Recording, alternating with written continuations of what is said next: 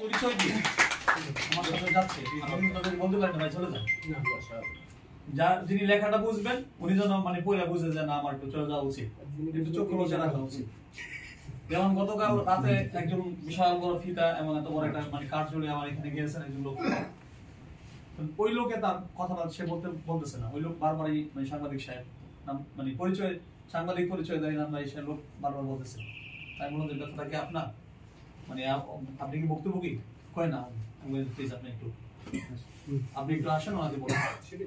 আমি এটা একটা স্ট্যান্ড বাজি নিয়েছি, আমার কথা হলো চাকরি এখানে আমি যদি 2 দিন 5 দিন 10 দিন যাই করি আমি এভাবেই করতে চাই, কারণ একটা সিস্টেম চালু করতে চাই যেটা এদেশের ছাত্র সমাজ মানে যাদের মানে বিপুল মানে রক্ত গঙ্গা দিয়ে বলা চলে তারা এটা অর্জন করে এনেছে।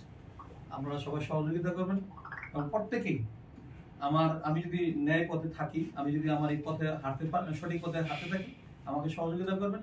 আর যদি আমি ভুল পথে পা বাড়াই, আমি যেভাবে বলেছি যে নবীনগরের আয়না, আপনারা আয়নার মধ্যে দাঁড়ায় যাবেন যেন আমি আমার চেহারাটা দেখতে পারি, আপনাদের মানে মাধ্যমে আপনাদের কথাবার্তা দেখে যেন আমি মানে নিজের চেহারাটা দেখতে পারি এবং আমি যেন সংশোধন হতে পারি। আর আপনারা সবাই দাবি করছেন, আমি আপনাদের সাথে একমত পোষণ করে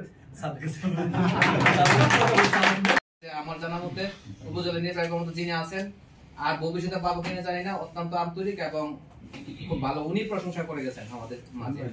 তো যাই হোক, আমি স্যারের কাছে সবার পক্ষ থেকে একটু অনুরোধ করবো আজকে একটা দিক নির্দেশনামূলক বক্তব্য দিয়ে যাবেন। আর এই মুহূর্তে কিছু বলার জন্য বিশেষভাবে অনুরোধ করছি, যিনি আফজাল ভাই, উনি এসে আমাদেরকে ফোন দিয়েছিলেন, বলছিল ওইখানে যাওয়ার জন্য।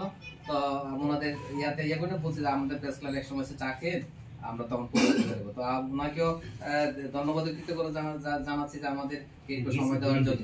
তো এই মুহূর্তে কিছু বলার জন্য বিশেষভাবে অনুরোধ করছি জনাব আফজাল সাহেবকে।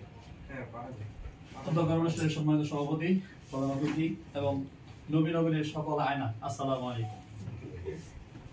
আমি আপনাদের বিভিন্ন বিষয় শুনেছি, তবে একটা কথা বলছে সবাই যে এখনই সময়, আমি এই সময়টাকে উদ্দেশ্য করে শুরু করতে চাই।